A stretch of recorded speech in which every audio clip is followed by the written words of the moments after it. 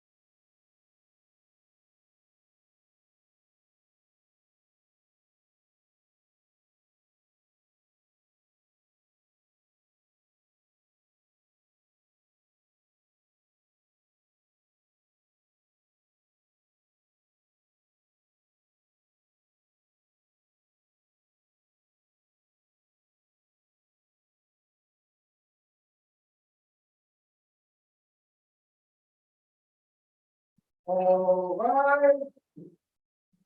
All persons having business before the Honorable Associate Judges now presiding on the District of Columbia Court of Appeals, draw near and give your attention. I state the United States and its on court. This on court is now in session. Please be seated and come to order.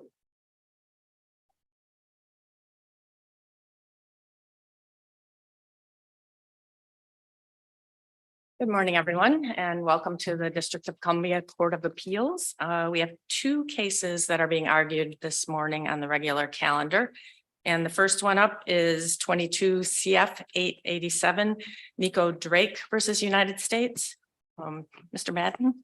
Your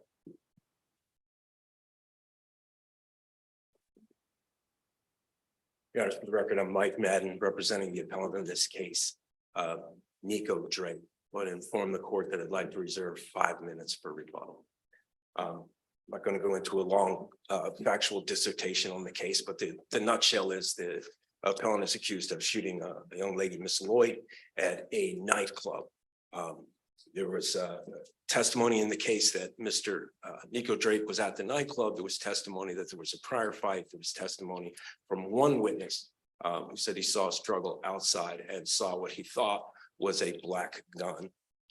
The two issues that the appellant raised at trial that are at issue here are one, whether the trial court erred in finding there was basically reasonable suspicion for what the appellant is arguing was effectively an arrest when he was stopped a short time later at a hospital seeking medical treatment for a gunshot wound that he had to his foot. Well, can I start right off asking you a question about that? So your argument is that among other things, that the trial judge, that when your client was detained at the hospital, that it really rose to the level of an arrest.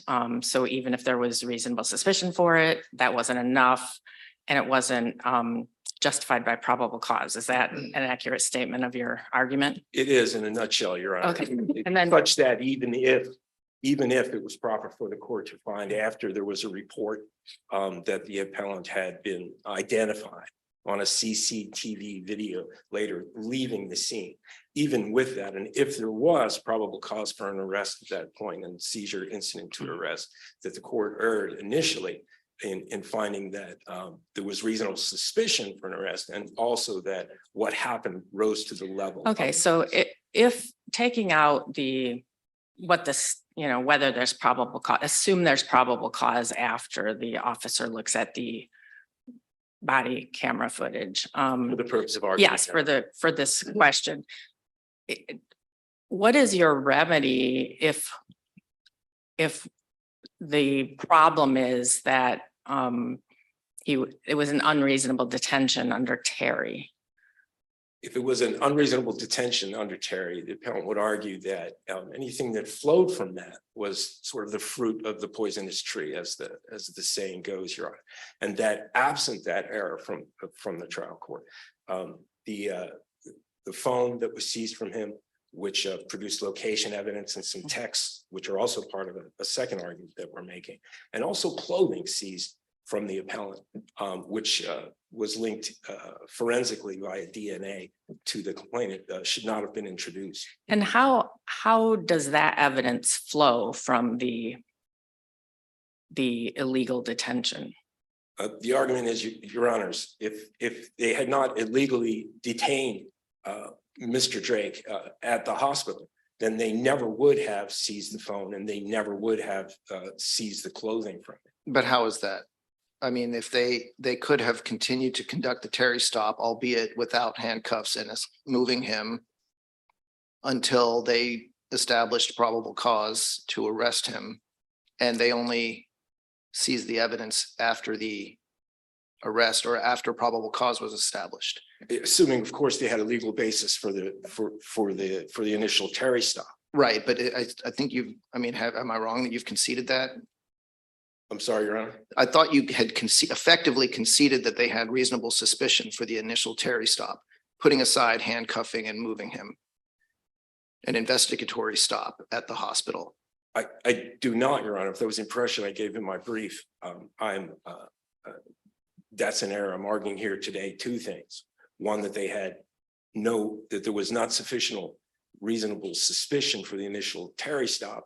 And in any event, we are arguing that they didn't have probable cause, even at the point when they seized at, I think it was 12:15 in the afternoon, 12:15, they didn't have probable cause for an arrest. And So it seems like your response to Judge Beckwith's question then relies on your argument that there was no reasonable suspicion for the initial Terry stop in the first place, because otherwise, if they only seized the evidence after they obtained probable cause, then there was no evidence to exclude during the period before probable cause was established. I'm sorry, I just did not follow that question. I didn't follow it myself. You have to argue that there was no reasonable suspicion for the initial Terry stop in the first place. Otherwise, there's no evidence to exclude because the evidence was only seized after probable cause was established. Is that right? Yes, Okay, so you have to maintain your argument that there was no reasonable suspicion in the first place. that's correct. Okay, but then the flip side of that is, if we were to think that there was reasonable suspicion for an initial Terry stop, putting aside handcuffing and all of that, then there's no there's no evidence to exclude that was seized prior to the point of probable cause being established. I think I understand what Your Honor is asking me.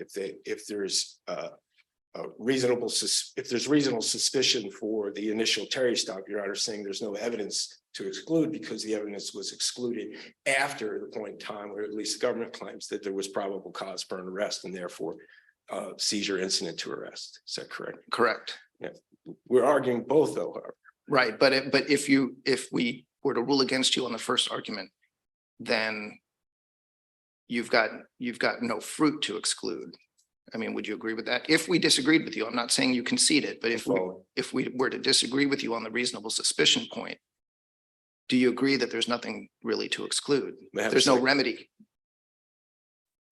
Because there would have been reasonable suspicion for the stop. And then when the evidence was seized later, it was seized pursuant to probable cause for an arrest. Correct. Assuming there was probable cause for an arrest, of course. Right. Yes, sir. Okay. So setting aside the question of the lawfulness of the handcuffing, can you summarize why you think there was no reasonable articulable suspicion for the police to stop Mr. Drake at the hospital? Certainly, Your Honor. I'll point to it's a factual argument. Find that the trial court was clearly erroneous in arriving at that conclusion because at the time he was stopped and effectively arrested in the appellant's point of view, he was exiting a bathroom in a hospital. And the evidence that was available to the police at that time was that A, there had been a shooting, B, that there was a lookout broadcast, which was simply a black male with dreads. Initially, there was no clothing description, but later was added I think it was a camouflage jacket or something. There was testimony in the case that an officer followed Mr. Drake to the hospital. He didn't see the shooting. He had nothing but the broadcast description to go on at that time. He saw me. I think he described him as limping, and that was it. He loses sight of him. Mr. Drake. He first began seeing Mr. Drake near the shooting. Is that correct? Correct, Your Honor. Walking would have been away from the area of the shooting and not towards the area of the shooting. There was a testimony in the case, however, from more officers indicating that there weren't other individuals on other streets or other people walking out of other alleys or other persons who might fit that very general. No, but I want to focus on whether the officer had reasonable articulable suspicion in this case to stop. They may have had reasonable suspicion to stop a lot of people, but in this case, did they have reasonable articulable suspicion simply to stop Mr. Drake at the hospital? They see him limping away from the shooting, and he matches the sparse description of the shooter. You think the officer should have just let him go, or the officer could follow him and stop him to investigate whether he had anything to do with the shooting? think the officer certainly would have been able to approach Mr. Drake and talk to him and ask him questions and, observe him.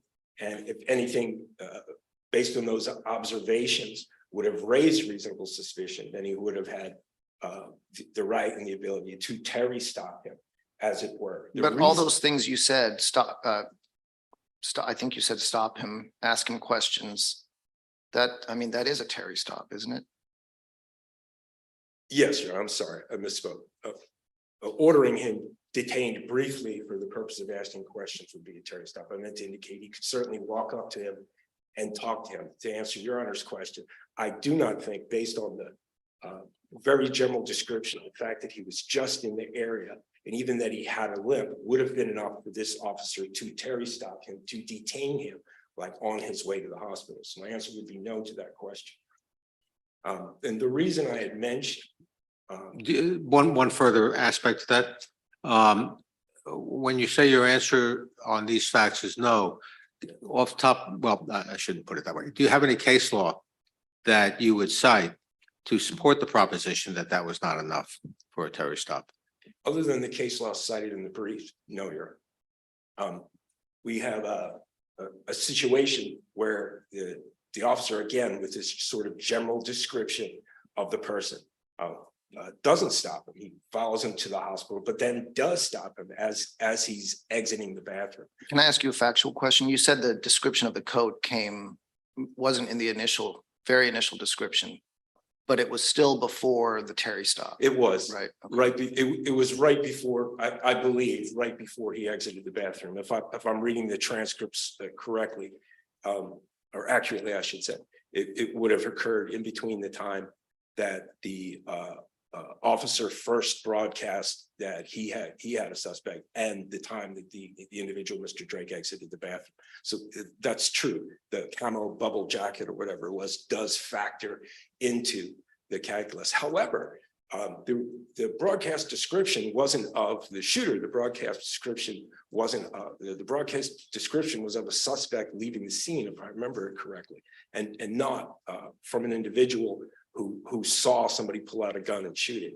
Indeed, the one witness, the employee of the bar who testified as to seeing the actual fracas, says that he remembered seeing a gun, but stopped short of testifying that the gun was in the hands of a person with a camo bubble jacket or long dreads.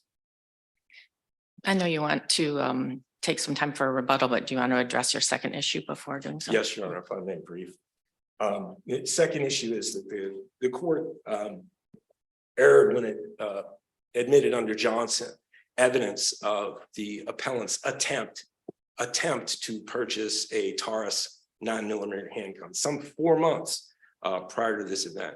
What distinguishes this case from most of the cases or all the cases cited by the government, cases that we've cited and that I've looked at, is that this isn't an incident where there's actual evidence that someone was in possession of a 9mm handgun shortly or even 4 months before the event. Why isn't it the case so that would go more to the weight than the admissibility? And are you saying it's really not even relevant evidence because it doesn't show anything? It's too attenuated to even establish that he possessed this gun?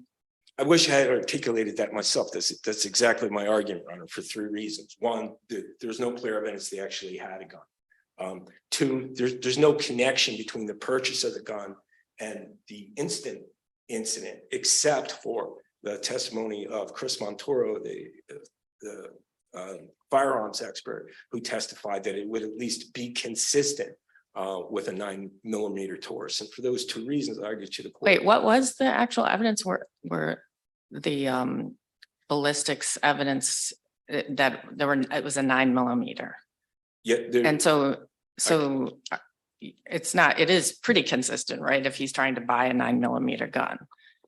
my argument is it's a best consistent. Okay. Your Honor, and for the record, the testimony of Mr. Montoro was that the casings found at the scene were all fired from the same gun, so no evidence of a second gun. That the casings, the tool marks on the casings would have been consistent with a 9mm Taurus. He obviously does not link, it wasn't clear, he does not link the casings found that it seemed to a 9mm Taurus. He merely testified that it would have been consistent had it been fired by a 9mm Taurus, to use the lingo that they use, not to the exclusion of any other brand. But so counsel, if I mean, I tend to agree with you that the text messages don't show that he actually possessed a gun or that he even bought a gun. But if that's right, then this isn't really prior bad acts evidence in the first place, because his text messages are just text messages. They're not prior bad acts. So if this isn't even prior bad acts evidence, then we're not in a Johnson or Drew world at all. And we're simply in a relevancy world with respect to admissibility, maybe not with respect to sufficiency, but I don't think you've made a sufficiency argument. So on admissibility, why isn't this evidence just relevant? I would make two arguments there, Your Honor. One, I'm not going to repeat it, the one I previously made, that it's too attenuated for the court to have admitted. And with regard to prior bad acts, the District of Columbia purchased the evidence of someone purchasing a handgun, not from a licensed dealer, which we don't have, and probably was not introduced in the case that I think about it. But it would have been illegal, obviously, for Mr. Drake himself to purchase a handgun, given his record. Thank you, Your Honors. Thank you. We'll give you some time on rebuttal. Appreciate that.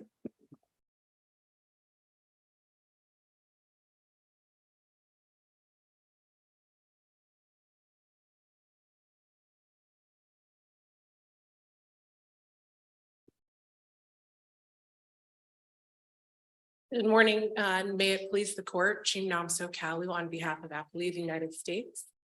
And Your Honors, this morning we are asking that this court affirm the trial court's judgment. First, the trial court did not err in denying Mr. Drake's motion to suppress evidence because the police first had reasonable articulable suspicion when they initially stopped him, and they diligently and efficiently investigated until that suspicion ripened into probable cause, which happened before any search or seizure of his items occurred. Can I ask you about the relevance of the question, whether the Terry detention, turned into an arrest? It seems to be something that's being discussed in the briefs, and I don't think the trial judge really got into it. And she did say a couple of times during the suppression hearing that I need to flesh out these findings. We'll find a time to do that later. Do you know whether she ever did that? And can you, does it matter if, the government doesn't seem to be arguing inevitable discovery, although that was argued in the suppression motion. Can you, talk me through this, why, assuming reasonable suspicion existed, what do we make of the fact, if we think that even if the defense is right, that the period thereafter was an actual arrest? With respect to Your Honor's first question and my review of the transcripts in the record, there was not a subsequent more in-depth factual finding about the facts underlying the suppression motion. And with respect to whether that intervening period of time matters, or what the import of that intervening period of time is, we would submit on the facts in this case, it functionally doesn't matter because there has been no argument, and I can't really discern one, why the detention in this case was the cause of the discovery of the evidence that's at issue. That the evidence in the record suggests, and in fact, Mr. Drake argued it at the motion to suppress hearing, that he was at the hospital to receive treatment. And so even if, for example, the police had stopped him outside of the bathroom and then decided to release him because they didn't think that it was that it made sense at that point, the evidence indicates he would have stayed there. As they're carrying him out of or rather walking him out of the hospital, he collapses to the ground. I think that both at the suppression hearing and Officer O'Shea's trial testimony, he was described as no longer ambulatory. And again, the argument was made at this suppression hearing by Mr. Drake's trial counsel that he was there to receive treatment. So we think he would have been there anyway. The police were So looking is that- for. Do cases talk about he would have been there anyway? Sort of, it's always somewhat speculative. I mean, the inevitable discovery cases seem to be more about other ways of getting at the evidence, not like he was gonna, if he did walk away, this might, I suppose police could have found him and arrested him later, but is that a normal consideration? I don't know, a frequent consideration in these sort of cases? I'm not sure that it's a frequent consideration, but I also think that it's an appropriate consideration on the facts of this case. And again, it's sort of an odd factual situation in the sense that because this wasn't really an argument that was presented by Mr. Drake, with respect to this intervening period of time, that argument wasn't really presented at the suppression hearing. There was no evidence specifically targeted at what the police would have done. Yeah, that's sort of the problem with the argument. It's a clever argument. I had thought about that. Where was he going? Where was he going when he left the men's room? But nobody really explored that. And I guess it would have been the government's burden if the government was going to rely on, in effect, an inevitable discovery theory as a backup argument. It would have been the government's burden to really raise that, right? I don't disagree with that, Your Honor, but again, it wasn't something that the government was on notice that it needed to. No, but we have a silent record on this question of whether of inevitable discovery in effect. But may I ask you another question that I wanted to ask? When the lookout was broadcast, or the initial lookout for a man with dreads or long dreads, I'm not sure which it was. What information had the police received about that person that led them to broadcast that lookout? Was it simply, for example, a lookout for someone who might have been a witness to what happened? Or was it a lookout for someone who the police had been told was the assailant? And my understanding from the record, from the pleadings and from the record, that the trial certainly was that the latter, Your Honor, that somebody that may have been involved, a bouncer or some other patron told officers that a guy got in a fight with the girl, presumably Miss Lloyd, who, and this all began because the police were a minute away from the nightclub at the time of the shooting, actually heard the shots and responded and found Miss Lloyd on the ground. And so they were trying to figure out. See, I posed that question to you because I think reasonable articulable suspicion to stop Mr. Drake does depend on, ultimately, on what the police were told about this man with dreads who was seen walking away, that led to the lookout. And so I wonder if you can, the more you can tell me about that precise basis for that lookout, the better, I guess. Basis as in who provided the, excuse me, Your Honor.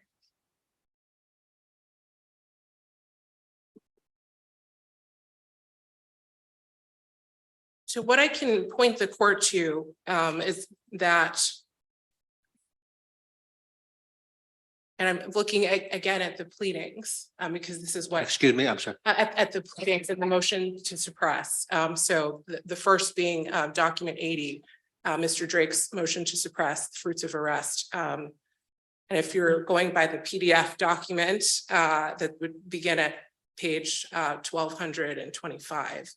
The officer Cucci, CUCCI, spoke with an individual at the lounge who said, quote, the guy was arguing with the girl, but the guy ran off. And the girl, we're presuming is Miss Lloyd. There's also testimony from the suppression hearing that as police were right there on the scene trying to figure out what happened, that they received information from the crime, I believe it's Crime Research Service, CRS, folks who were monitoring an MPD camera in the same block.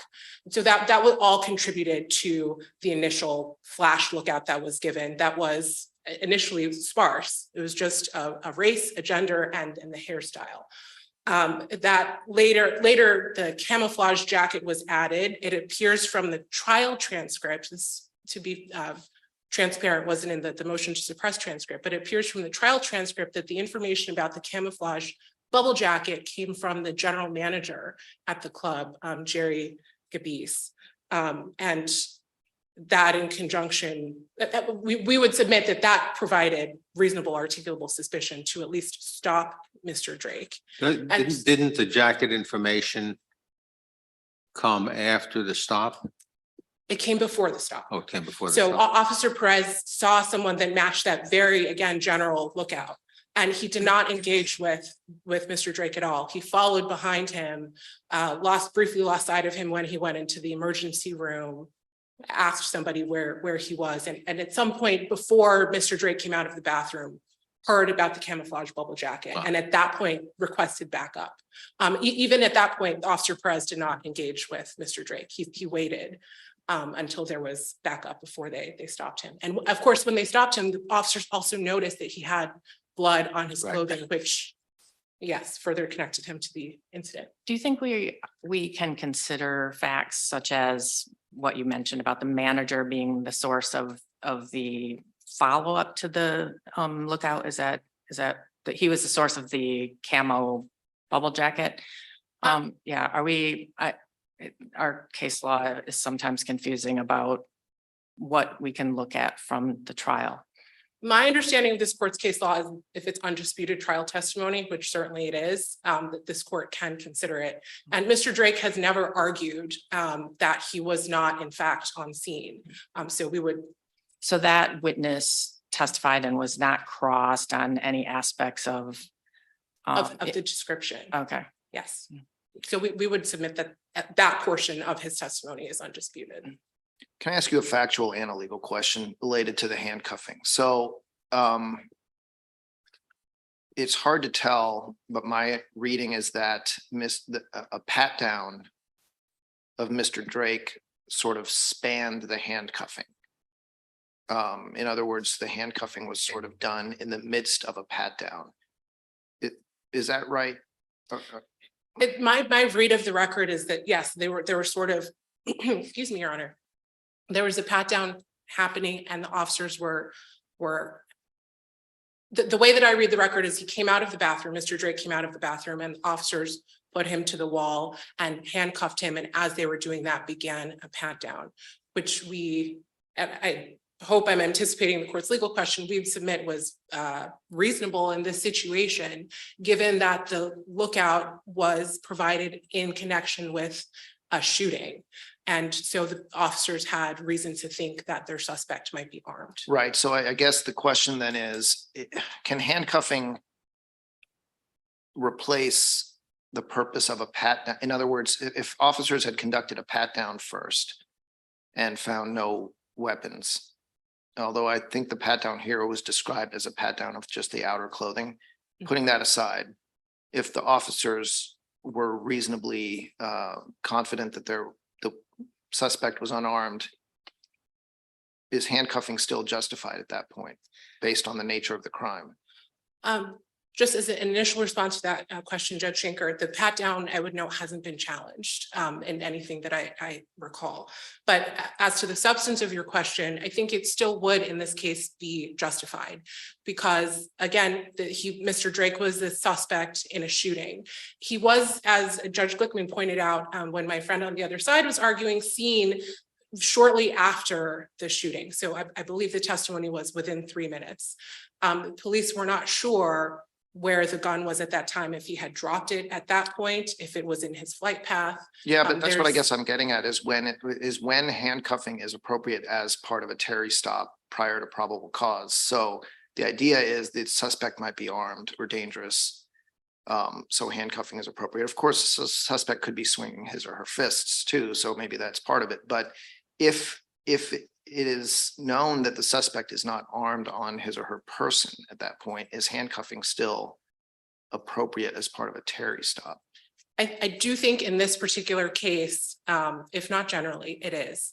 The location of the stop is important here. He was stopped in a public emergency room. There's testimony that there were other people receiving treatment.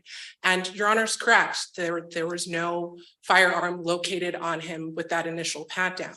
And the police, had they released him or let him go and at that point, they had no way of knowing if the gun was nearby, if he could have somehow reached it and that type of thing. And so I think given the location in which the Terry stop occurred, and given again the nature of their investigation, that it remained appropriate. And I think that is supported by at least this court's decisions in Ray, MEB, and in Womack.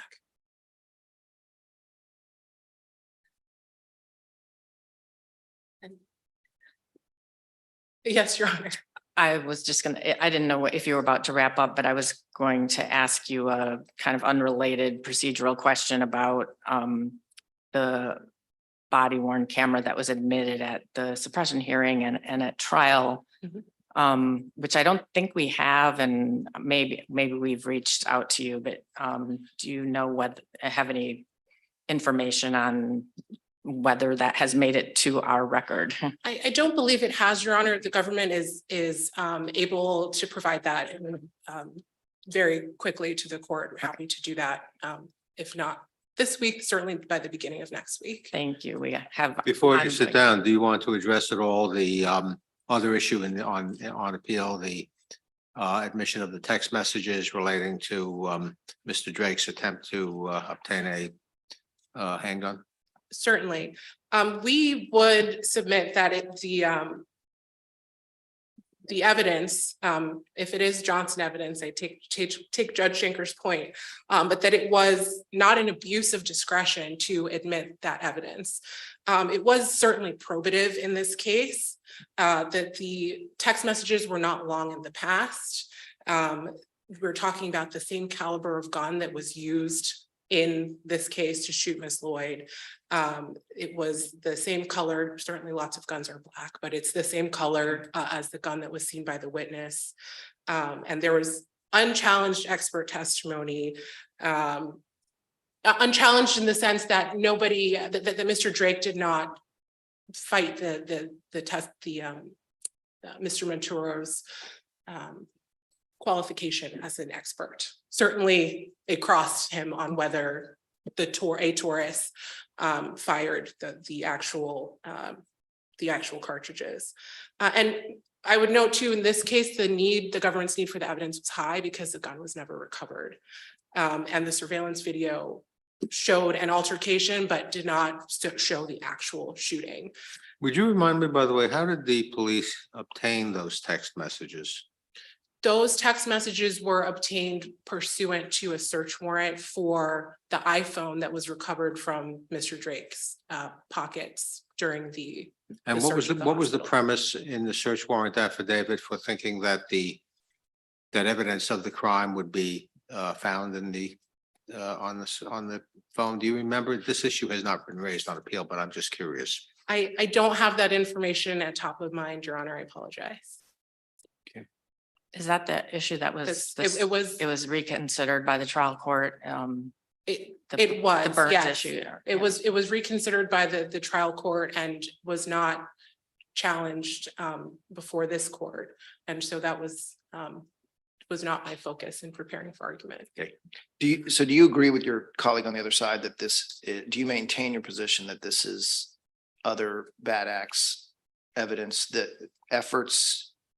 indications in text messages of efforts to purchase a gun by someone who's prohibited from purchasing a gun fall under Johnson/Drew?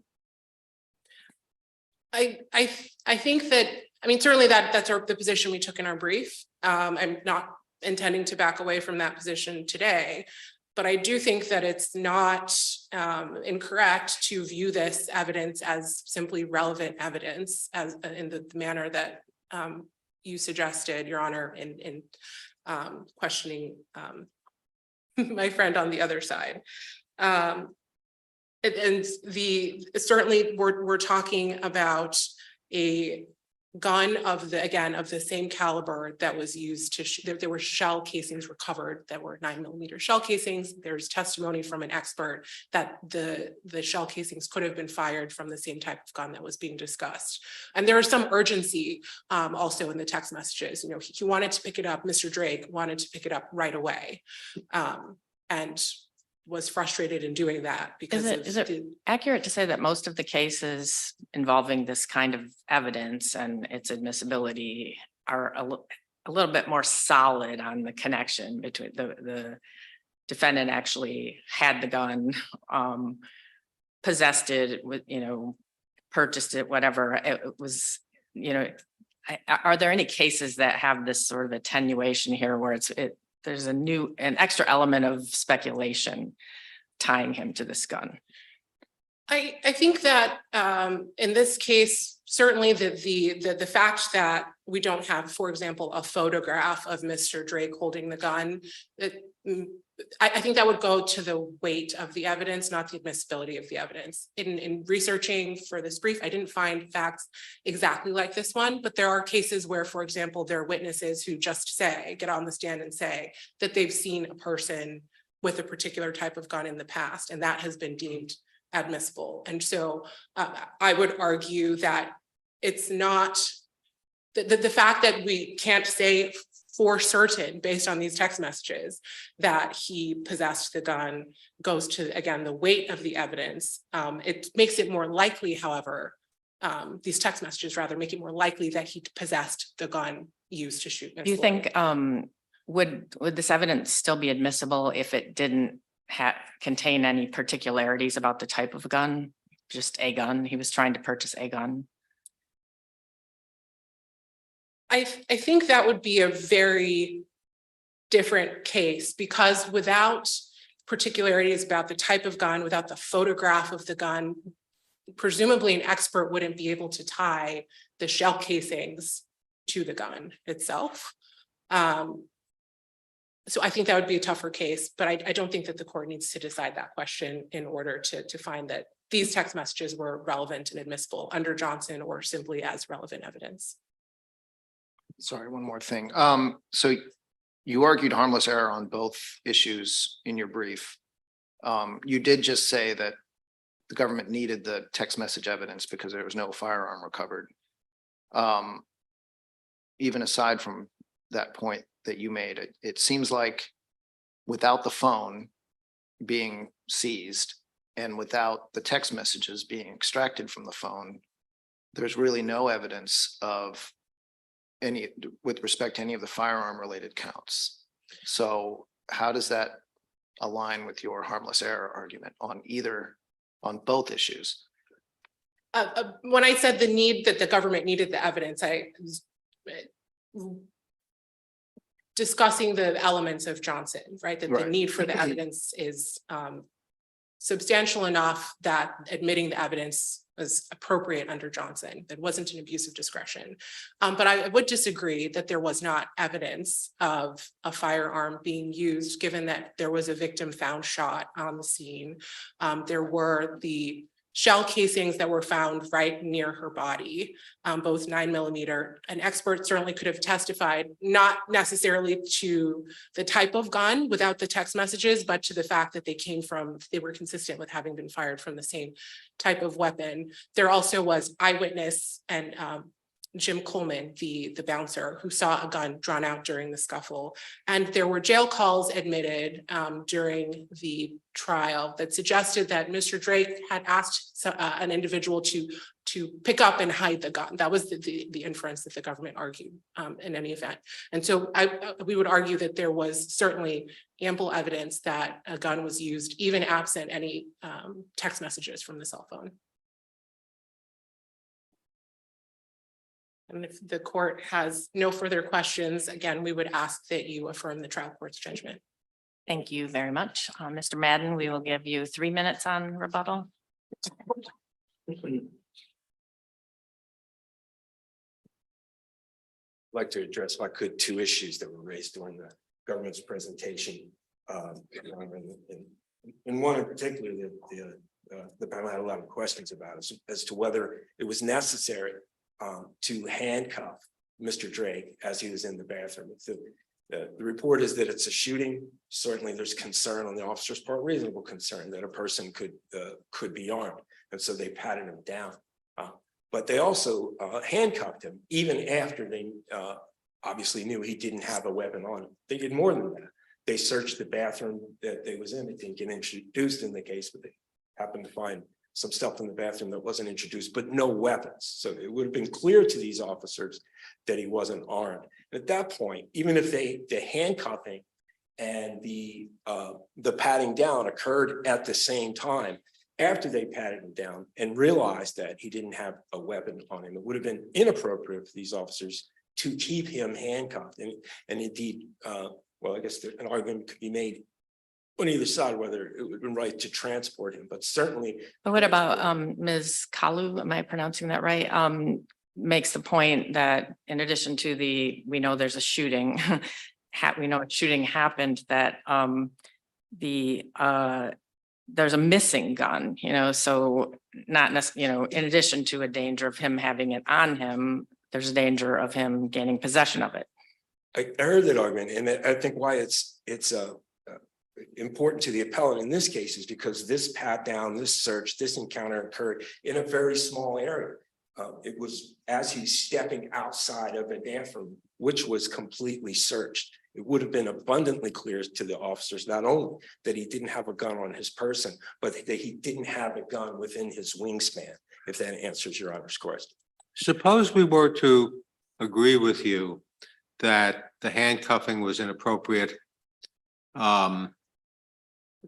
Suppose we would agree with you that the handcuffing made this a de facto arrest rather than simply a Terry stop.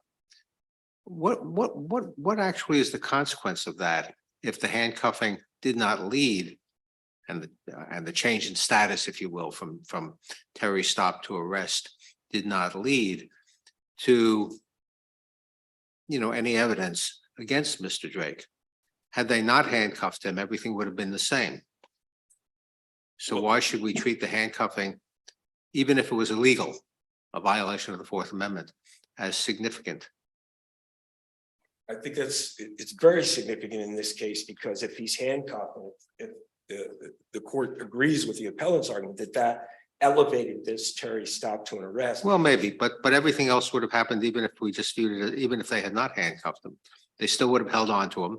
There still would have been the officer going back and watching the video surveillance and seeing that this was in fact the man that they were looking for. The arrest then would have occurred. So why should it really matter whether the handcuffing was in a sense premature?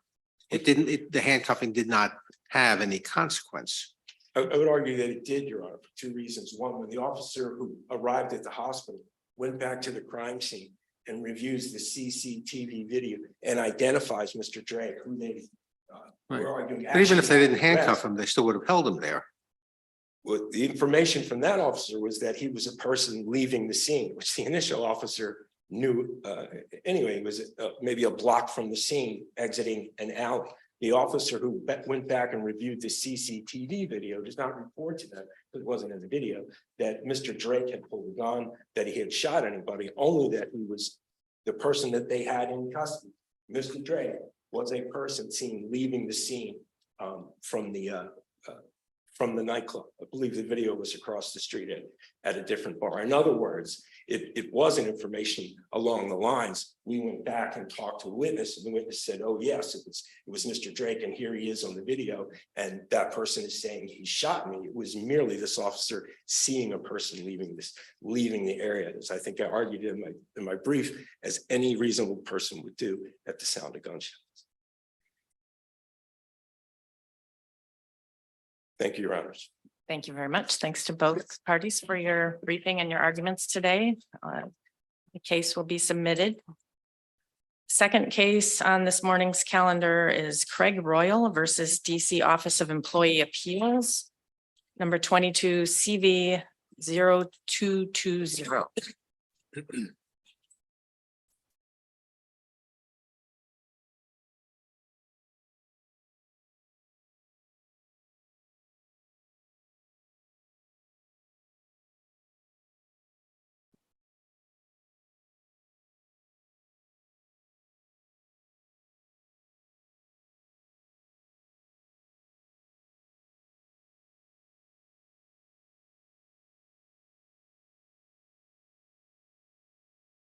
whenever you're ready.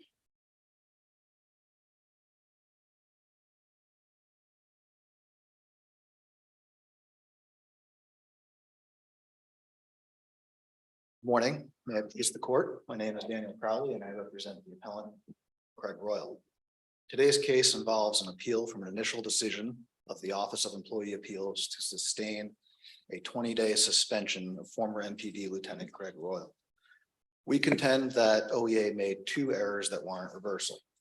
First is that OEA considered and sustained charges that were not part of the final agency decision. And second, OEA erred in sustaining charge 7, the inefficiency charge, without the required evidence of 3 sustained adverse actions within a 12-month period. I'd like to start with the standard of review because I'm not sure that it came across as clear as it should have in our brief, but for the use of force charge for charge 4, and it's as I said, our argument is that OEA exceeded its jurisdiction. OEA's jurisdiction comes from the Comprehensive Merit Personnel Act, the CMPA, and ordinarily this court would defer to OEA's interpretation of the statutes that OEA is charged with administering, as long as that interpretation is reasonable and consistent with the statutory language. But here, Judge Lim's initial decision doesn't contain any analysis of the CMPA in this regard. Neither party knew that Judge Lim was considering these other charges. Neither party briefed the issue. And so the decision doesn't address the scope of CMPA and whether this was within his jurisdiction. So as a result, there really isn't any interpretation for this court to defer to, and it can review the statute and de novo and offer the interpretation that it sees fit. On the second issue, the issue of charge 7, the inefficiency charge, it would be subject to a substantial evidence standard. Counsel, whether we call it jurisdiction or something else, your argument seems to be that the scope of review of OEA is confined to whatever is in the final agency decision, which in this case, your position is the final notice of adverse action. Is that right? That's right, Your Honor. I think it could also be, it's probably actually more accurately the chief's decision on our appeal. We did, I think, describe it as the final notice in our brief. I don't think it makes a difference because it's the same decision based on the same charges for the same reasons. And so, okay, but so in the final notice of adverse decision, all of the charges, including charges 2 and 3, are spelled out in detail, including the specifications. And then the guilty and not guilty determinations are all listed for all of the charges. That's right, Your Honor. So if this document forms the basis of the scope of review of OEA, and the statute says that OEA may review, modify, or uphold, I forget the exact verbs. Why isn't everything within this document subject to review or modification by OEA? This particular document that you identified as the final agency decision. Yes, thank you, Your Honor. And like I said, I actually do think it would be the chief's decision. And I think that's the position that the district has taken in their briefs also, that it was the final agency, that the chief's decision was the final agency decision, because that's when we get the right to appeal. That's when we go to OEA. So that is the decision that's before them. But in any event, even the final notice of adverse action issued by the HR director, that document simply recounts what was in the proposal and then conveys what the MPD's decision is. An MPD's decision was to sustain the 2 charges, charges 4 and 7. And that's what the 20-day suspension was based upon. By simply recounting the history of the case, that doesn't bring any of those issues into the appeal. This is a decision by the Office of Employee Appeals. Only the employee has a right to appeal that decision. And Mr. Royal had no intention of appealing anything other than the 2 charges that MPD based the decision on. And in fact, Your Honor, we haven't found any other case, neither party has identified any other case where OEA sustained charges that were in the proposal, but were not in the final agency decision, or were not sustained by the agency, even if they were mentioned in a document somewhere.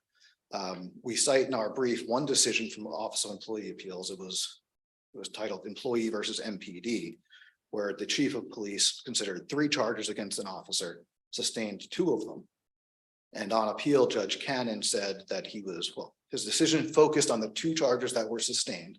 And in a footnote, Judge Cannon said that he wouldn't address the charge that was dismissed by the chief of police. So it doesn't directly answer, is this within or without the scope? It doesn't talk about the scope of the CMPA, but I think that supports our decision. And that's the approach that we think Judge Lim should have taken in this case. So is a premise of your entire argument that an employee can never be made worse off by appealing to OEA? I think that is true, Your Honor, yes. But part of that, I mean, in the normal appellate process, we understand that the prevailing side, well, let me put it this way, both sides have an opportunity to appeal in the normal course of an appellate process. And so if a party chooses not to cross appeal, then perhaps I could understand your position that the appealing party cannot be made worse off in that situation. But as you just noted, I don't see the employer as having a right to appeal under the OEA process. So how does that not support the notion that this is an overarching review / modification process that shouldn't prevent the employer from also gaining some, I guess, benefits, for lack of a better term? Sure, Your Honor. And I think you start with the structure of the employee disciplinary system. With the decision that's being appealed is MPD's decision. That was the decision of the director of MPD's HR department, and it was sustained by the chief of police. So there's no reason for MPD to seek any appeal or expect anything different. It was MPD's decision that these are the things that Lieutenant Royal did wrong. And that was the totality of the rationale for suspending him. They decided MPD. Well, I wonder if one way to look at this is to say that the decision being appealed is a decision to suspend this officer for a total of 20 days. And the police gave various reasons why they came to the conclusion that that suspension was justified. On appeal, what's ultimately before the the administrative judge is whether the suspension of 20 days was in fact justified. And from that perspective, one might say, well, the judge can decide it was justified without necessarily relying on the exact reasons that the police ultimately gave. And that's in effect what happened here. Why is that a jurisdictional problem? Well, we frame it as a jurisdictional problem because the CMPA authorizes OEA to uphold, reverse, or modify a decision of the agency. And OEA's rules allow an employee to appeal a final agency decision. And OEA's rules further define that as the document containing the cause of action. Well, I'll put it in those terms then, because I think that is the right way to look at it. And the final agency decision is, all right, we're finding him not guilty of A and B or charges 2 and 3, but we are finding him guilty of charge 4. Here's our suspension ruling.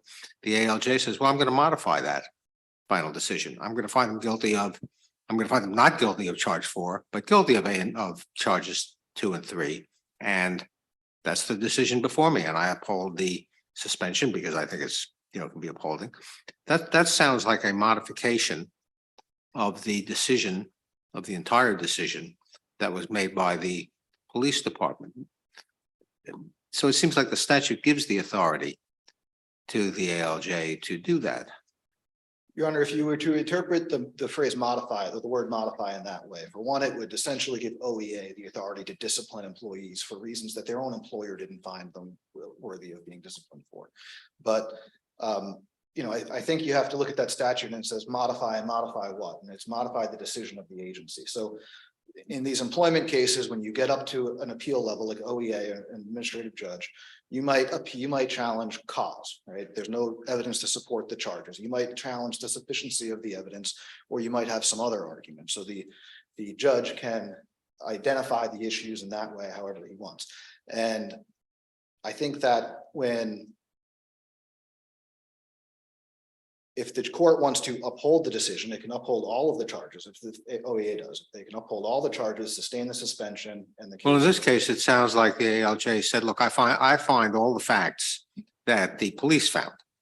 And the thing of it is, the police put those facts under the wrong umbrella, put them under the charge 4 umbrella when they actually belong under the charge 2 and 3 umbrella.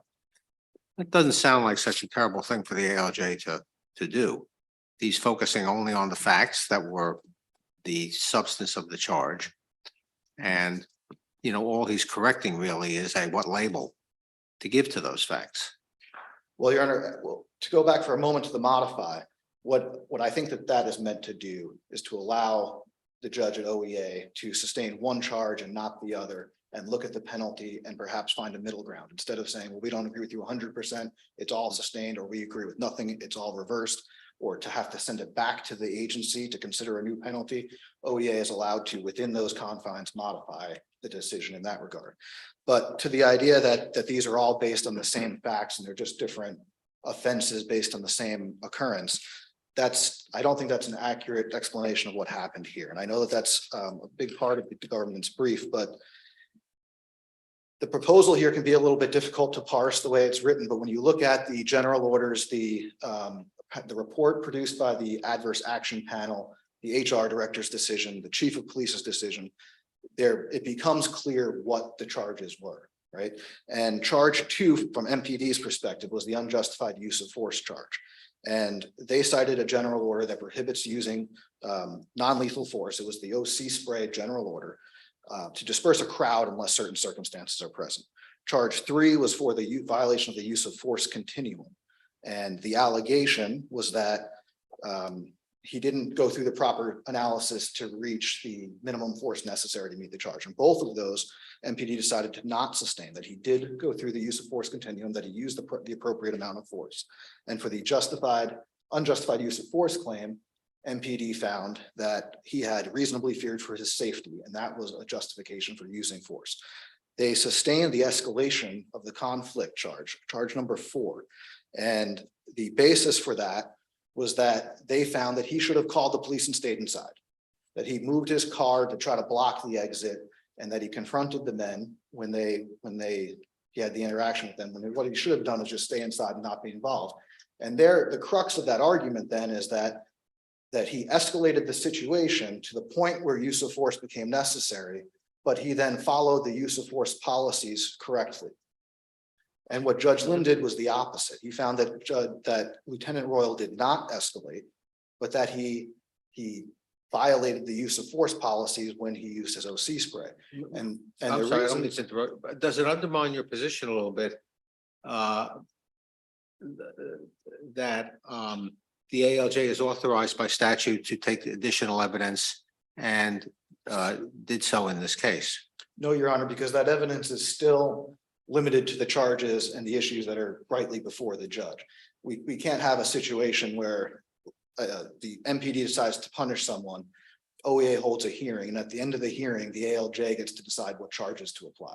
It would throw the entire disciplinary it would overturn the entire disciplinary process, and it would deprive the employee of the right to notice of what they're accused of ahead of time and an opportunity to respond to it. One other question, do you take the position that the evidence received by the AJ in its entirety, including the evidence at the hearing, was insufficient to support the charge, the AJ's decision on charges 2 and 3? We didn't appeal on that issue, Your Honor. Yeah. That's Okay. right. But if I could briefly, because I'm running out of time, address the inefficiency charge, charge Yes, 7. please do. Yeah. It appears to us that Judge Lim's decision might have just been a mistake in that regard. It's a 1 paragraph of his decision. And he writes that under the general order, there has to be 3 sustained adverse actions within a 12-month period. He says that Lieutenant Royal admits that there were 3 sustained adverse actions within a 12-month period. Therefore, he's guilty. And there are 2 problems with this. One is that they don't fall within 12 months. And the other is that I'm sorry, one is that what? they don't fall within 12 months. They're outside 12 months. And if you look at the advance notice of proposed removal, the first document that started the whole case, MPD writes that in the charge. In charge 7, they say, even though these offenses don't qualify as prima facie evidence because they're not 3 within a 12-month period, we still think it's an inefficiency. So I don't think it's disputed that the 3 offenses do not fall within 3 months. I mean, your argument has to rest entirely on this notion of the prima facie, the three charges, right? Well, not entirely, but primarily, yes. Primarily because if we have, and if we take out the February charge, if we buy your argument on that, then we still have the 2 prior charges, which I think date to 2013 and 2014 in terms of the incident. And you've, I think, conceded in your reply brief that the 90-day rule doesn't apply. So, Repealed, yes. I'm sorry. It's been repealed, yes. Right. So if two constitutes repeated and the prima facie requirement is just a one avenue to get to inefficiency, then we could, we could affirm on that basis, right? Well, Your Honor, for one, that would leave half of the definition of the charge completely meaningless. But in the case that we go that route, and as long as it's repeated and well-founded, it can be whatever, the court decides meets that standard. In this case, there still wouldn't be sufficient evidence because we know, for one, that MPD didn't consider those two to be sufficient because MPD waited for the third before they brought the charge. And there's a testimony in the record before OEA where one of the agency witnesses describes those as not significant offenses. One was for submitting an investigative report a couple of days late, I think. So these weren't the sort of things that would have risen to that level. But it also, Your Honor, that's not the way the case was charged. So we kind of go back to the argument with charge number 4, where if we're going to reform the charges and say that you don't need to have 3 within a 12-month period, that's a different charge. And Judge Lim, in his decision, he laid out very clearly that he believed that there needed to be 3. But that's a legal question, right? It's a statutory interpretation question. And one that we could decide as a matter of law that on the meaning of the prima facie clause. And so if 2 are sufficient and there's no 90-day rule. That's right, Your Honor. But at the same time, you'd have, this court has said that it will not affirm a decision by an agency unless it's doing so on the same grounds. And Judge Lim found or sustained charge 7 because he thought there needed to be 3 and he thought 3 were admitted, and that was it. So if we're going to entertain sustaining charge 7 based on 2 and a different reading of the statute, I think that would have to go back to OEA for that decision. I'm not sure that I would read the regulation on inefficiency the same way as you do in terms of requiring the three complaints be within a 12-month period. So I'm not really bothered by that so much. On the other hand, I do want to give you a chance before you sit down to respond to one aspect of this.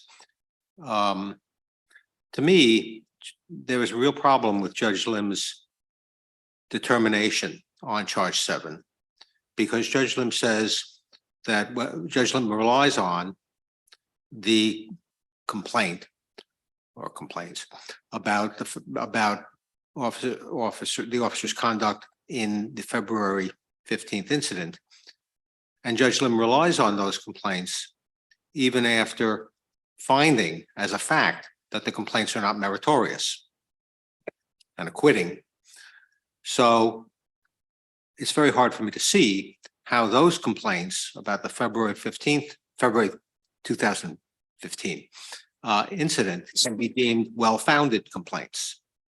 And without them, I don't see how, I think it's conceivable that an AJ would uphold an inefficiency finding based on only 2 complaints, but you can't say that's what he would have done here. So on the other hand, the trial judge in Superior Court on review suggested that the inefficiency count could be upheld by relying on the complaints made against the officer for the April 2015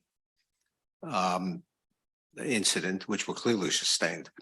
What is your reaction to that attempt to salvage the inefficiency finding? It would be too late, Your Honor. It's not at the Superior Court level where we should be redefining what the charge is and what the basis for the charge is. If MPD determined that that was an appropriate course of action, that April 2015 event could be the 3rd charge in an inefficiency charge, then it could have brought a new charge. There was nothing preventing MPD from just doing that again. But as I said, this court has held that agency decisions won't be overturned on different grounds than the ALJ relied on. And here, It won't be sustained, you mean? yes, We I'm sorry. won't, we Yeah. won't sustain them on. Yes, on different, they won't overturn on different grounds or won't sustain on different grounds, right? And here, Judge Lim's decision is very clear on what his rationale was and which ones he was considering. And there was never any argument presented about, whether the our April 2015 charges could supplement that. And of course, if we are correct in that the charge 4 should have been, well, that Judge Lim was correct to dismiss charge 4 and didn't have the authority to sustain the other charges, then we're in the same position because there is no more April 2015 offense. Well, right, I guess that's right, right. If there are other questions, Thank you. And we'll give you some time on rebuttal.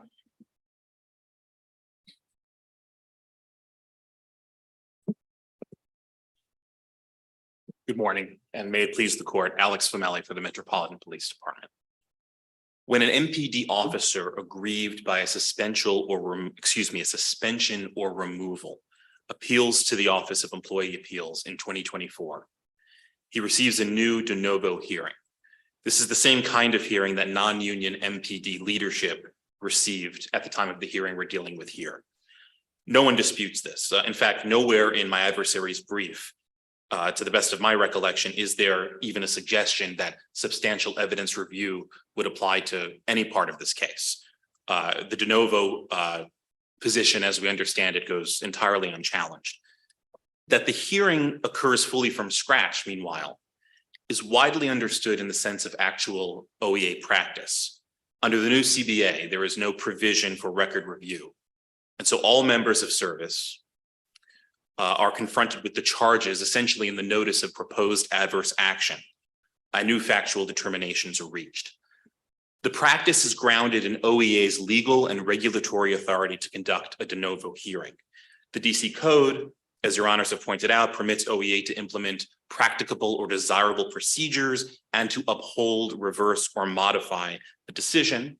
And the regulations in turn permit OEA to conduct a full evidentiary hearing. In this case, all that may be true. In this case, did the MPD ask the AJ to uphold charges 2 and 3 against against the lieutenant?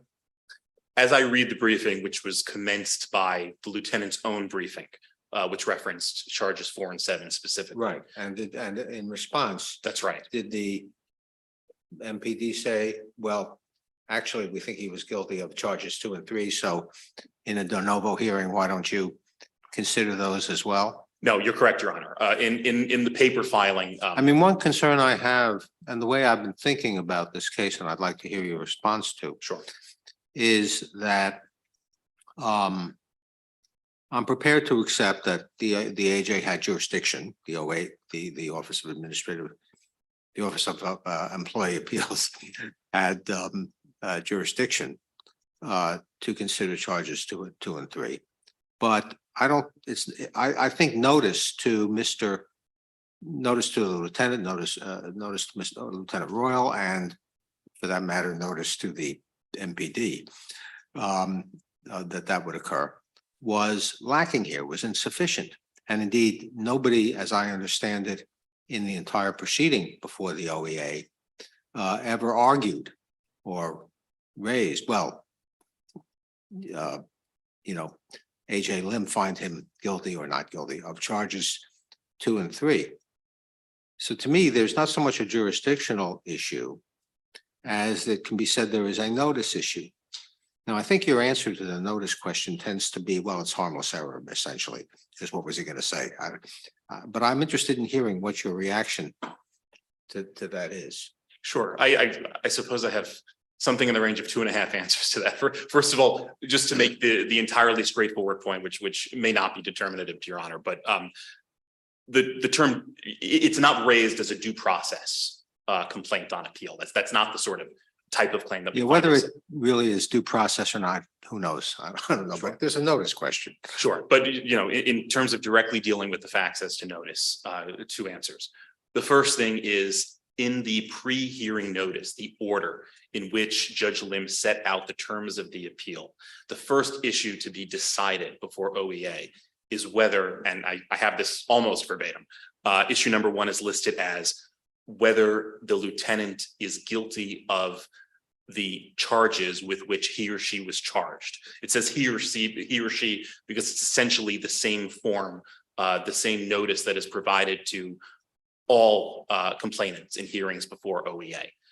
And the second ground is sort of the more substantive kind of veering on harmlessness perspective here, which is to say that we know that the arguments that appellant would have made had judges, or rather had charges 2 and 3 been more formally presented to him, would have been the same arguments that he made as to charge 4, because he made those arguments. His testimony concerned whether or not it was reasonable for him to allegedly escalate the situation at every step of the encounter, whether it was reasonable for him to block in the construction workers in their parking spot in front of his apartment building, whether it was reasonable for him to follow them, display the ASP, display the pepper spray, ultimately use the pepper spray while on the phone with police to report some sort of traffic accident.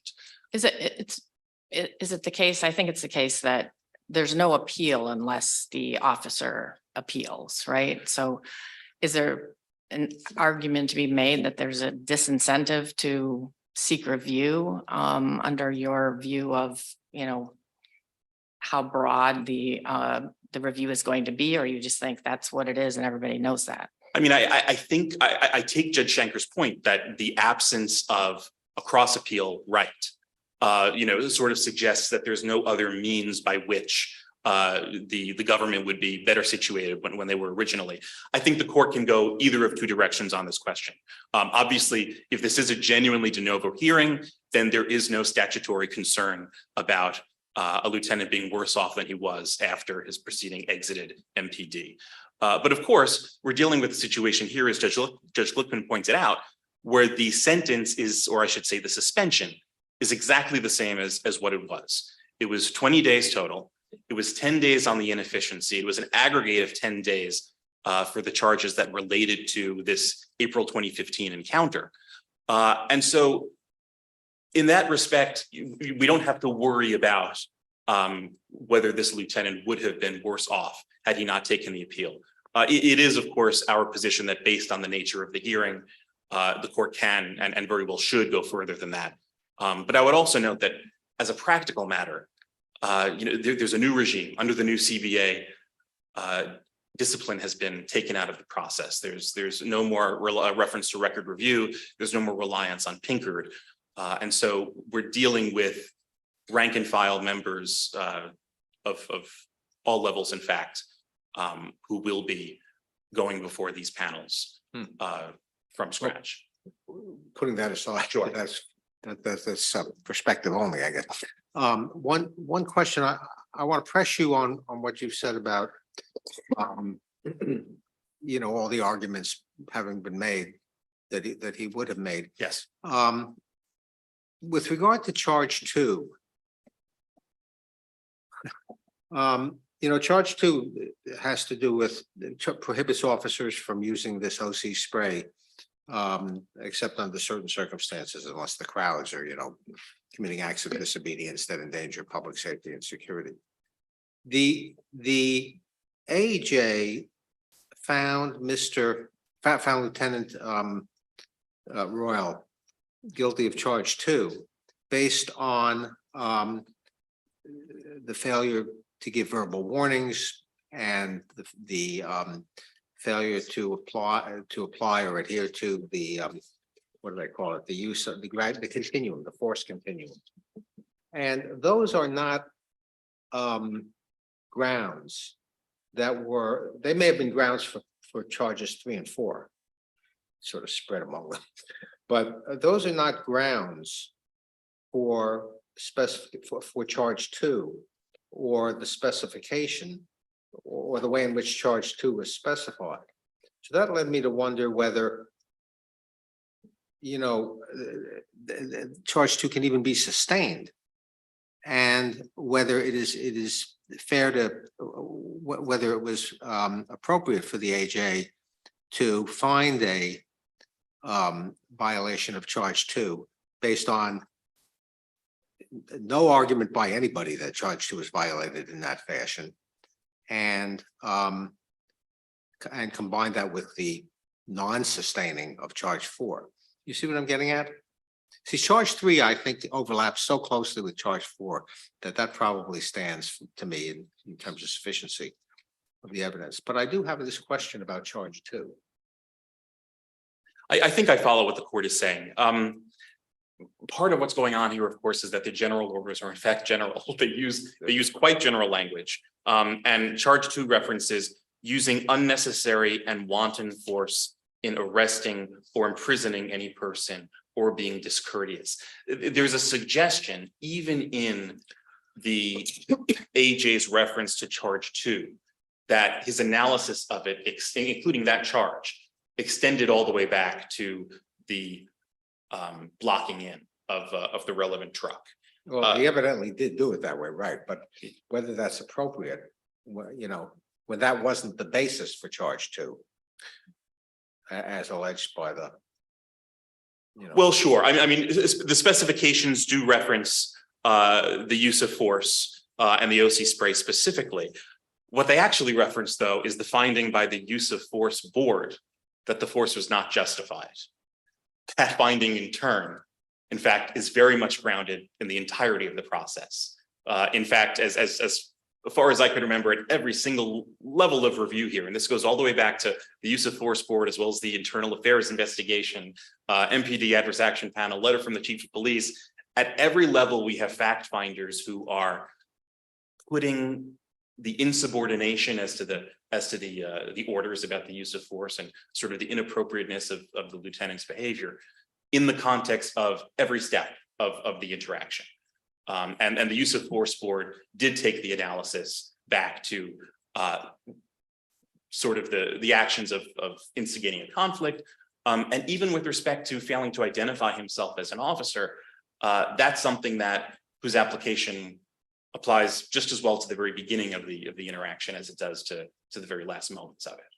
Yeah, I think it's arguable. I appreciate that. Well, look, could I ask you to turn, if you would, to charge 7, the inefficiency Sure. charge? Yeah, I'd be happy to. You heard my concern about charge 7. Yes, I did hear your concerns. Now, I'd like to start with the general orders on this issue. And the first thing is that we have 2 separate sentences. The first one says, inefficiency is evidenced by repeated, and well-founded complaints from superior officers or others conducting the performance of police duty or the neglect of duty. Well-founded is not defined. It seems to us that it imposes a sort of probable cause standard. There's sort of nothing in the case law that seems to. I want to take issue with you on that. Okay. So let's focus on it right now. The notion that a police officer can be disciplined, even though it's found that his conduct was proper, as the AJ found, because the police had probable cause to make the charge against him and have it investigated, that does not make sense to me.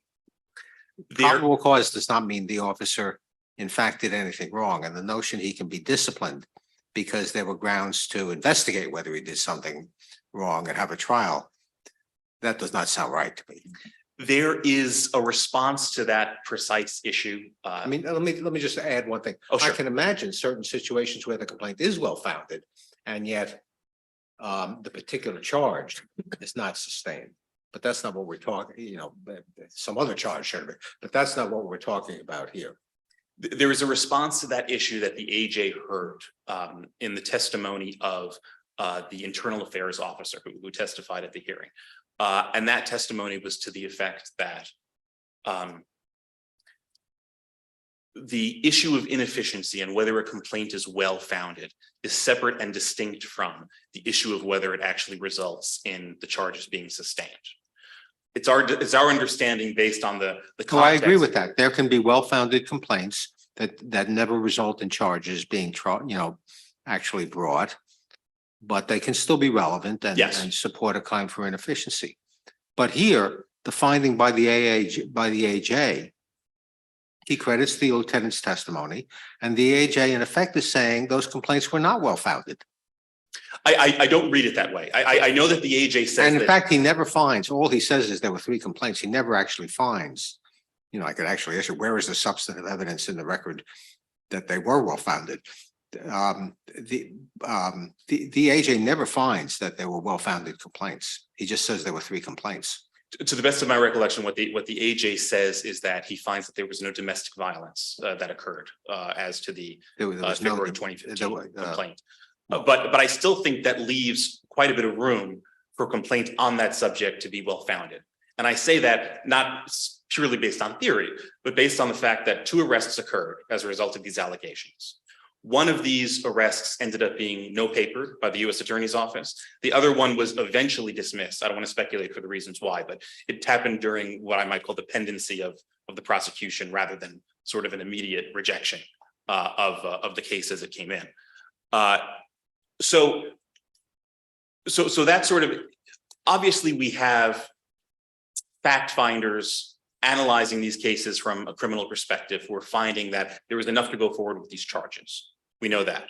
We also know that even if the AJ finds that there was no domestic violence, in fact, in this case, that doesn't necessarily resolve the question of whether the lieutenant would have been better off conducting best practices or whether it, especially under the lens of probable cause. Well, do you think that you're saying some rationale could have been given for finding that these were well-founded charges, even though the AJ finds that the officer behaved properly. Do you think that requires a remand?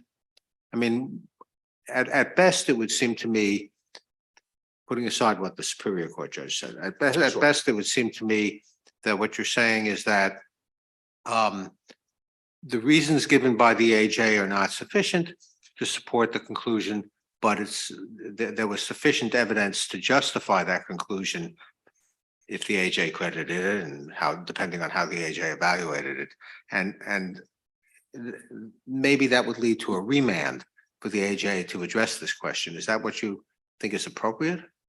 I do not think it would be inappropriate for the court to remand on that question. Our view of it, of course, is that the AJ listed the prior well-founded complaints on which There were 2 that were well-founded. The 2 from that there were 2 whose well-foundedness, I suppose I could say, are not in dispute. That's they're not in dispute. So I think sort of one way to avoid remand would be to rely on what appears to be the court's own reasoning or the tribunal's own reasoning, which is that it lists charge number 3, incident number 3. Another reason not to remand would be that the statute, of course, does not in fact require on any level that 3 complaints within 12 months, even 3 complaints. No, I agree with that part. Yeah. But And so for me, the problem is that there's no finding, let's put it that way, that the complaints about the February 15th incident were well founded. And in fact, to the contrary, there's a finding by the AJ in effect that they were not well founded. You can argue a little bit about how, that, but that's sort of the way I look at it. Do you think that the Superior Court judge was correct in saying, well, it doesn't matter because the complaints about the April 15th incident were well founded? That seems undisputed. And how do you feel about that rationale by the Superior Court judge? There, as much as we like relying on the February 15th incident, instead, there is an argument to be made toward the conclusion that the Superior Court judge reached. One of them is the fact that the general order talks about the relationship between adverse action charges and the previous charge for the basis for an inefficiency charge. That seems to suggest to us that this is the sort of charge that is brought up not necessarily, but certainly there's the possibility of it being brought up in the context of a newer complaint with new charges. Another thing that supports that reading of it is that there was quite a bit of testimony on the part of internal affairs officers before, or an internal affairs officer before OEA, that the way it analyzed the inefficiency question was based on what MPD determined to be sort of an escalating course of conduct, a particular MO. There's quite a bit of factual similarity between the prior charges and what's going on here. Instances where less than lethals were deployed in a civilian context. Instances where, in fact, there's a theory of trying to rid the neighborhood of prostitutes that connects both the second of the previous charges and the charge having to do with the February 2015 domestic violence incident. There was an expression by MPD of an increasing concern. I have the line here. This is on page 263 of the testimony.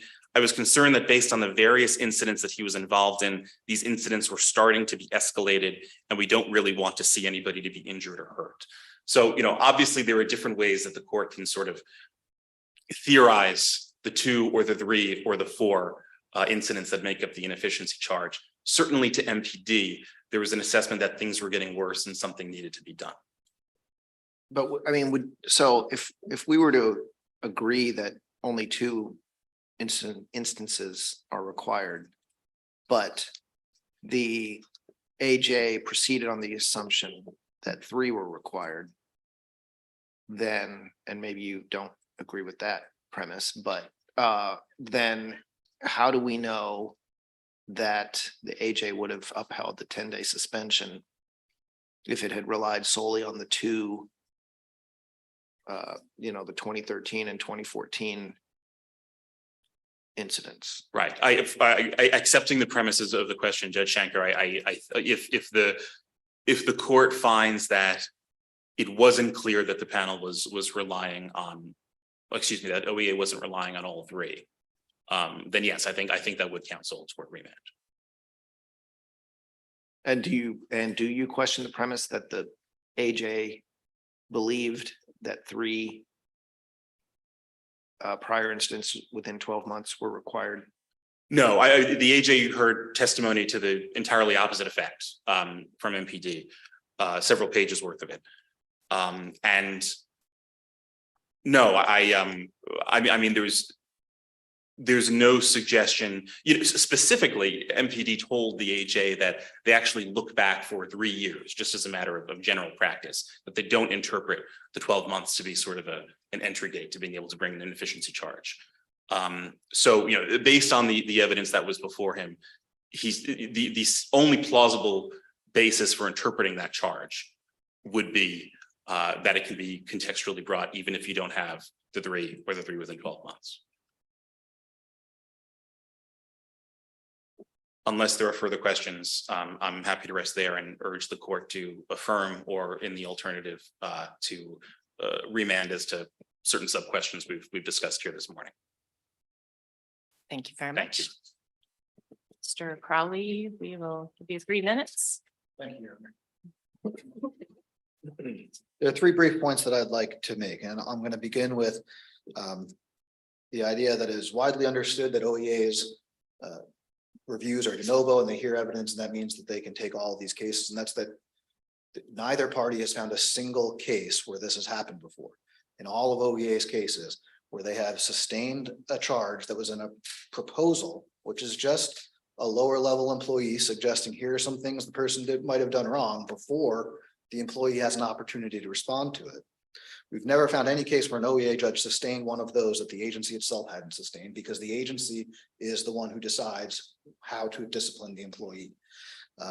That's not a textual argument. That's sort of an argument based on logic, which has a response to it. Right? Well, that's true, but we've mentioned the Judge Cannon's decision where he declined to consider a charge in a similar circumstance. We cited in our brief the Tanya Adams decision, which is actually another Judge Lim decision, where these aren't cases where OEA considered a charge that was in the proposal, but they considered whether OEA could veer from the charge as stated by the agency. And in the Tanya Adams case, the Judge Lim actually, he found that the employee had not, or the agency had not proven the specific cause. It was whether or not the employee had committed a crime, because there was required proof that was missing. And he said that he found that the employee might have engaged in serious misconduct, but he can't change the charge. He has to stick with the charge that the agency brought. We cite the Johnston case, which was an MSPB case, where it was the same idea. These are all cases where it was one nucleus of facts. And the judges looked at it and I think in Johnston, it was actually the deciding official who upheld the charge for a different reason than was in the proposal.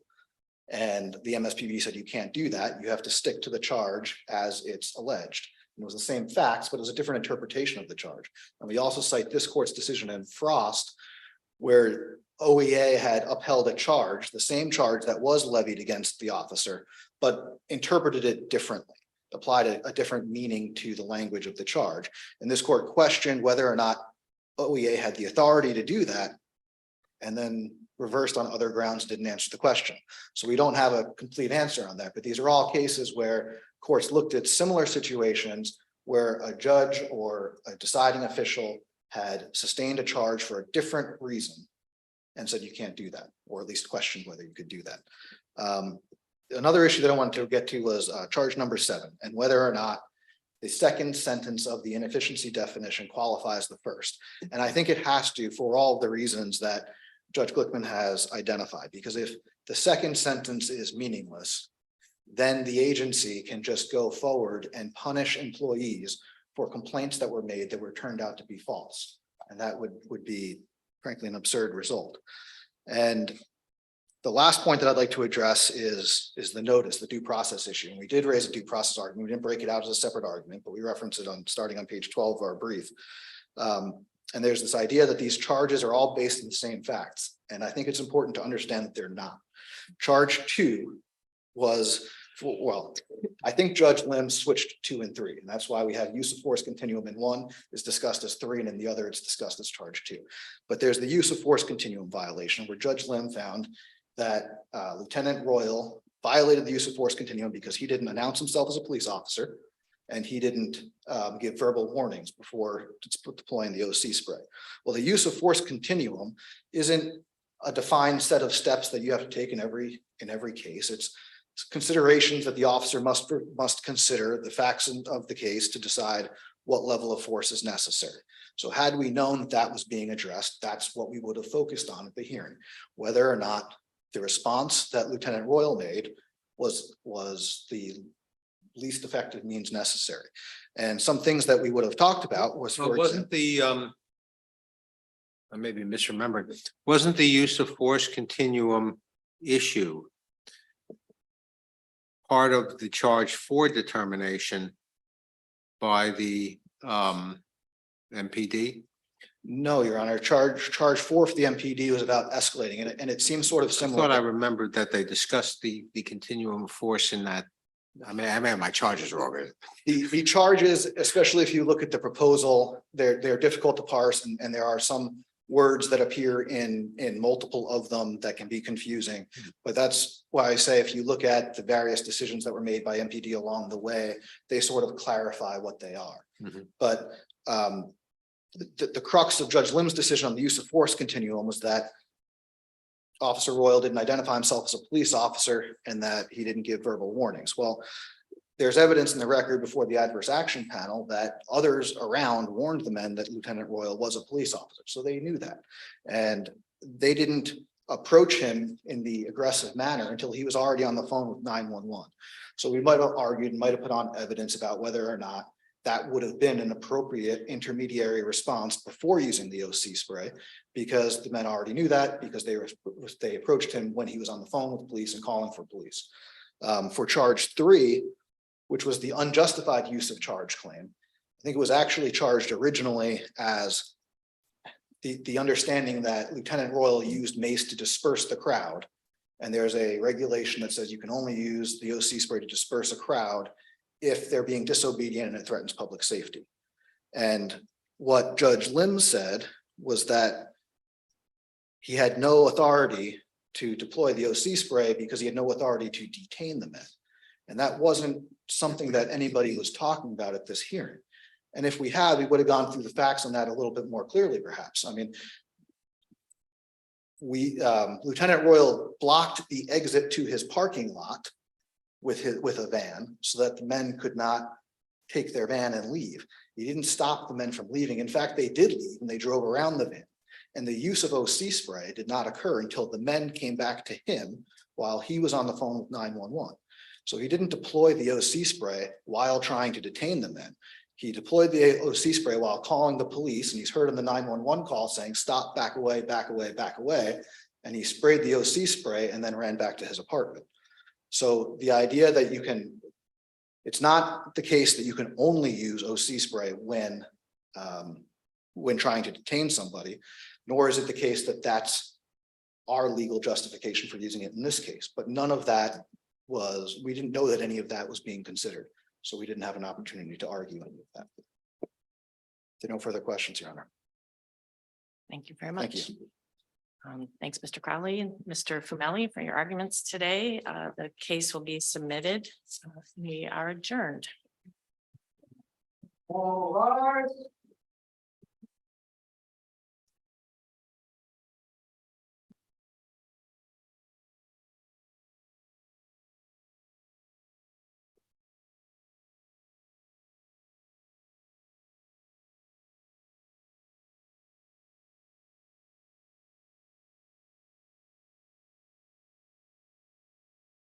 This court is now